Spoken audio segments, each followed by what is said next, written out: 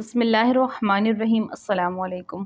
ہر جمعے کو نماز سے فارغ ہونے کے بعد مسجد کے امام صاحب اور ان کا 11 سالہ بیٹا ایمسٹرڈم کیپٹل آف نیدرلینڈ کی گلیوں میں نکل پڑتے اور لوگوں کے درمیان الطریق الی الجنہ نامی کتابچہ تقسیم کرتے پھرتے۔ یہ معمول چلتا رہا یہاں تک کہ ایک جمعے کو مطلع ابر آلود ہو گیا، موسلا دھار مینا بہنے لگی اور کڑاکے کی ٹھنڈ پڑ گئی۔ بچے نے بہت سارے کپڑے زیب تن کر لیے تاکہ اسے سردی کا احساس نہ ہو سکے، اور اپنے والد سے گویا ہوا، ابا چلیے میں تیار ہوں۔ باپ نے کہا، بیٹا کہاں کی تیاری ہے؟ بیٹے نے جواب دیا، ابا جان کتابچوں کی تقسیم کاری کا وقت ہو چلا ہے۔ باپ نے کہا، بیٹا آج موسم کافی ٹھنڈا ہے، بارش بھی ہو رہی ہے، آج موقوف کرتے ہیں۔ یہ سن کر بیٹے نے حیران کر دینے والا جواب دیا اور کہا، ابا جان بہت سارے لوگ تو دوزخ کی طرف بڑھ رہے ہیں۔ باپ نے کہا، بیٹا اس موسم میں نکلنا ٹھیک نہیں۔ بچے نے کہا، اچھا ابا جان مجھے اجازت دیں، میں اکیلا ہی جاتا ہوں۔ باپ نے کچھ تردد کے بعد کہا، اچھا ٹھیک ہے، احتیاط سے جاؤ۔ 11 سال کا یہ بچہ بفور جذبات سے لبریز باپ کو شکریہ کہتے ہوئے نکل پڑا۔ اس عمر کے بچے عموماً لڑک پن کی خرم مستیاں لوٹتے ہیں، لیکن یہ ننھی سی نوخیز کلی آفاقی ذہنیت کا شاہکار تھی۔ راستے بھر بھیگتے بھاگتے لوگوں سے ملتا رہا، کتابچے تقسیم کرتا رہا۔ قریب 2 گھنٹے بارش میں بھیگنے کے بعد اس کے پاس صرف آخری کتابچہ باقی رہا۔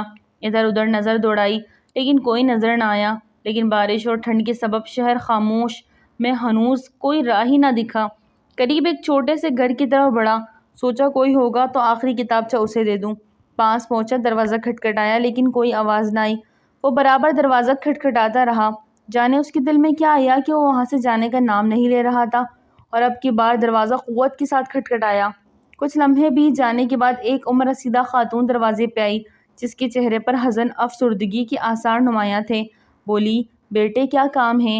ننھا سا بچہ مسکراتے لبوں اور روشن نگاہوں کے ڈورے جھکا کر بولا، محترمہ زحمت دینے کے لیے معذرت خواہ ہوں، دراصل آپ کو یہ بتانے آیا ہوں کہ اللہ تعالیٰ آپ سے بے حد پیار کرتا ہے اور اس نے مجھے آپ کے پاس بھیجا ہے۔ یہ آخری کتابچہ آپ کو ہدیہ کرنے آیا ہوں۔ یہ کتابچہ آپ کو اللہ تعالیٰ کے بارے میں کچھ پیغامات دے گا اور مخلوق کی حقانیت واضح کر دے گا۔ خاتون نے کتابچہ لیا اور شکریہ کہتے ہوئے واپس اندر گئی۔ بچہ بھی گھر لوٹ گیا۔ اگلے ہفتے جمعے کا خطبہ ختم ہونے کے بعد وہ بزرگ خاتون کھڑی ہوئی اور پورے مجمع سے مخاطب ہو کر کہا، میرا یہاں کوئی جاننے والا نہیں ہے اور نہ اس سے پہلے یہاں آنے کا کبھی اتفاق ہوا۔ گزشتہ جمعے کو میں مسلمان نہیں تھی اور نہ ہی میں نے کبھی مسلمان ہونے کا خیال دل میں لایا تھا۔ کچھ ماہ پہلے میرے شوہر کا انتقال ہو گیا اور وہ مجھے تنہا چھوڑ کر چلا گیا۔ اس کے جانے کے بعد زندگی بوجھل ہو گئی تھی، لطف زندگی ناپید ہو گیا تھا۔ گزشتہ جمعے جب زوروں کی بارش ہو رہی تھی تو میں نے ارادہ کر لیا تھا کہ خودکشی کر کے غم زندگی سے چھٹکارا حاصل کر لوں، کیونکہ مجھے جینے کی کوئی وجہ نظر نہیں آ رہی تھی۔ لہٰذا میں نے اوپر کے کمرے جا کر رسی اور کرسی کے سہارا جان دینے کی ٹھان لی تھی۔ بس شاید کچھ لمحات کی دیر ہی تھی کہ جست خاکی قفس انصری سے پرواز کر جاتی کہ یکایک میں نے دروازے کی کھڑکھڑاہٹ سنی۔ میں نے کچھ دیر توقف کیا، سوچا کہ جو ہوگا کچھ دیر میں خود ہی چلا جائے گا، لیکن مسلسل دروازے کی کھڑکھڑاہٹ نے مجھے گلے سے پھندا نکالنے پر مجبور کر دیا۔ میں مہوئے سوچ غلطہ و پیچا رہی کہ آخر کون ہے جو ایسے پرخطر موسم میں میرے دروازے پہ دستک دے رہا ہے، وہ بھی مسلسل۔ بالآخر میں نیچے آ گئی۔ دروازہ جو کھلا تو ایک ننھی سی جان کا بھیگتا ہوا وجود میری نگاہوں کے سامنے زیر لب مسکرا رہا تھا۔ اس کی مسکراہٹ اور آنکھوں کی چمک میں نے کبھی کسی انسان میں نہ دیکھی تھی۔ اس مقدس سراپے کے وصف کشی کے لیے میرے پاس الفاظ بھی نہیں ہیں۔ اس کی زبان سے ادا ہونے والا ایک ایک لفظ گوہر نایاب تھا، بس میرے قلب و جگر کی تختیوں پر اس کے الفاظ نقش ہو گئے۔ یوں لگا کہ اب میرے مردہ دل کو کسی نے زندگی کی سوغات ادا کر دی۔